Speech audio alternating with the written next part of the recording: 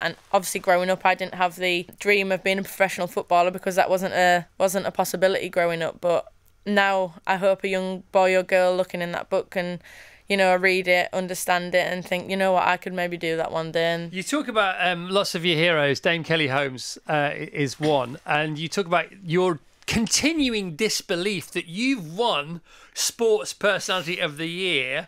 You are the current reigning champion, and I can't believe that you do get to take the trophy home.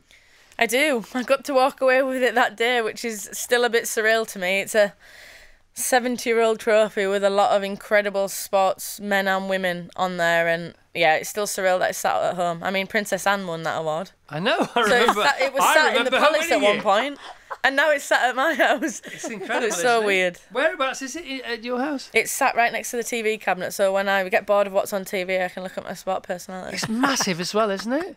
It's huge and so heavy. So heavy. So heavy. Tell us about some of your other heroes. They're in the book. Yeah, I have a couple of different ones. I had Kelly Smith, who was a big hero of mine growing up. So for people who don't know, Kelly? Yeah, she was a England and Arsenal legend. I tried my best to try and go and play with her at Arsenal, but she retired the season I signed. So I don't know if she did that on purpose or not. But I have Kim Little, who's the captain of Arsenal at the moment. Ultimate professional every day, someone I aspire to, still be like. I have my partner Viv, very good footballer, scores lots of goals, which I like to try and do as well, so she's up there in that one. But I could have had endless amounts of heroes and people that have inspired me through my journey. My mum and dad are two of my heroes in there.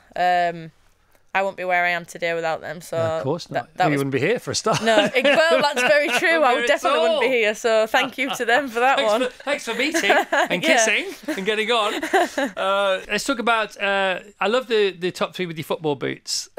Just tell us about your 50p boots. When did they come into your life? Do you still have them? Yeah, they're in a box at home. I think they're probably worth more now than they were then. Probably very vintage, but yeah, my mum bought them for 50p at the car boot. And I absolutely love them. Kicking a ball in them. I soon wore them out, I think, but yeah, I think they're one of my favourite pairs, and I think I'm now lucky enough that I'm sponsored, to get boots, but I think it takes it back and keeps you grounded thinking that your first pair were 50p. Yeah, how many, because I talked to Mo Farah, but do you remember when he came on the show and I said, how many pair of Nikes do you have at home? He said, hundreds. Honestly, you and football boots? I'm a football boot, I'm a trainer freak. I hoard lots of trainers and boots and stuff. But to be fair, boots and things I always like to give to either fans or charities and stuff. Yeah, why wouldn't you? We're quite lucky that we get quite a lot of them. Okay. If there's one pair of boots you would never give away, would it be your 50p boots or would it be your Euros boots? That's a tough one. Just give one left and one right of each way and keep the odd pair. Yeah, I'll keep one right for 50p and then the left for... In this brilliant book, One Step at a Time is one of the headlines. Beth Mead's Raw, a guide to dreaming big and playing the sport you love for your kids. You've got to get this book. It's so cool. Beth's top three comfort blankets. Tell us about that.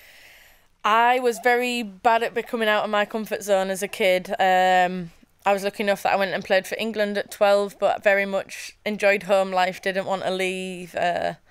So yeah, I was not good at that. So my mum, my gran, and my dog Rona. There are people on. That's what's great about your comfort blankets. It's crazy. I think Rona's a funny one. She never says anything, but she makes everything better, which is always great. And yeah, my mum and my gran always knew what to do and say to help me through bad. And I don't know this, and forgive me for presuming, but I would imagine the one thing they have all in common, they don't judge you.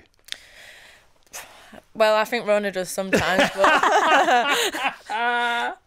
When I talk to her, she's definitely judging me when I have my little dog voice on, I think. Okay. I think that's projection. I don't think she's judging you. Beth's top three favourite football pitches. Number one, Wembley Stadium, because you played there. Number two, Emirates Stadium, because you played there. Number three, Eppleton Colliery Welfare Ground. I love that number three is usually a blast from the past, isn't it? It is. It's my Sunderland days. I think, again, my senior career started there, so yeah, without that process in my life, I won't be again playing at a Wembley or a Emirates. So yeah, the book is sort of in four parts. There's a half time in there as well. Yeah. What's the apart from chronology? What's the difference between the essence of the first half and the second half? I think at the beginning it's more like me sharing my experience, spit my words out there, sharing my experiences, you know, getting people comfortable with understanding that how they're feeling in different circumstances is okay. Then it's just trying to, you know, figure out what's best for you, whether you like a sport on your own, whether you like a team sport, whether you like a badminton, a football, a cricket, whatever you may like it to be. So I hope it mashes together quite well and people understand it, but yeah, I've tried my best. Could you have done with this book when you were growing up? Yeah, you know, people ask me sometimes, what's your favourite book? What's this? And I was very active as a kid, so I wouldn't say I sat still for very long, but I didn't ever have a book that, you know, helped guide in the sense of, oh, you could do this, you could do that. And obviously growing up, I didn't have the dream of being a professional footballer because that wasn't a possibility growing up. But now I hope a young boy or girl looking in that book can, you know, read it, understand it and think, you know what, I could maybe do that one day, and they're just little steps to help with it.